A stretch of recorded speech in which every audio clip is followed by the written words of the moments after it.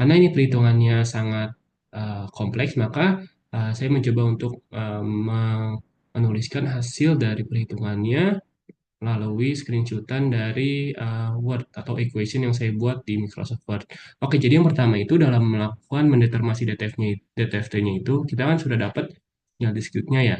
Ini kita sudah dapat sinyal discrete-nya sebelumnya dari hasil proses mengubah XT atau sinyal analog dalam sinyal discrete-nya, kita mendapatkan ini. Itu kita perlu melakukan konversi Euler. Seperti yang sudah saya tunjukkan sebelumnya, ini konversi Euler yang dasarnya untuk cos dan sin. Maka kita perlu untuk mengkonversi Euler untuk 450 PNT plus P4 ini dan juga 3 cos 250 PNT ini, PNT. Nah, setelah itu kita dapat untuk sinnya ini seperti ini dan juga untuk cosnya itu seperti ini. Nah, setelah kita mengetahui melakukan konversi Euler-nya, kita hanya perlu melakukan substitusi. Substitusi menggunakan fungsi deltanya atau delta Dirac tersebut. Ini ada contohnya ya tadi untuk merubah dari Euler tadi ke dalam untuk melakukan substitusi fungsi deltanya. Nah, setelah kita substitusi akan mendapat hasil seperti ini DTFT-nya. Akan mendapatkan hasil akhir untuk DTFT-nya atau discrete time Fourier transform-nya menjadi seperti ini.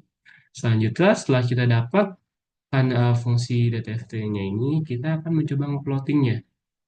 Ini kita coba ngeplotnya. Jadi kan seperti yang udah dibahas sebelumnya. Jadi DTFT ini kan fungsinya itu untuk melihat sinyal diskrit dalam domain frekuensi.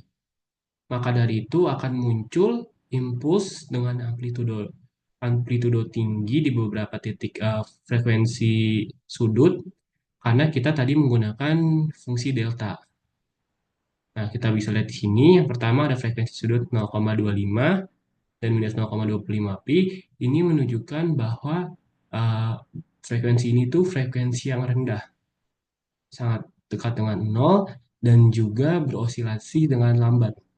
Sebaliknya, di frekuensi sudut 1,25 pi dan minus 1,25 pi ini memiliki frekuensi yang cenderung tinggi dan juga berosilasi lebih cepat. Sehingga frekuensi di sini ini cenderung terkena aliasing karena dia sangat dekat berbatasan dengan Nyquist rate. Karena seperti yang sudah kita tahu sebelumnya bahwa frekuensi sampelnya itu hanya 200 Hz. Sedangkan frekuensi maksimal dari sinyalnya itu kalau nggak salah itu 125. Jadi harusnya itu minimalnya itu frekuensi sampelnya itu harusnya 250. Itu minimalnya. Oke, jadi itulah plot dari DTFT-nya. Jadi intinya DTFT itu bagaimana kita bisa melihat suatu sinyal diskrit dalam domain waktu itu menjadi spektrum frekuensi yang akhirnya kita bisa melihat bagaimana impuls atau energi itu terkonsentrasi di mana aja, di frekuensi yang mana aja, sehingga kita bisa melihat persebaran energi frekuensinya dan juga kita bisa melihat batasan-batasannya mana kemungkinan frekuensi yang kemungkinan untuk terjadi aliasing karena memang berdekatan dengan eh, batas Nyquist rate. Jadi begitulah untuk pembahasan semua soal-soal yang diberikan. Semoga bermanfaat dan juga memiliki output yang jelas. Terima kasih.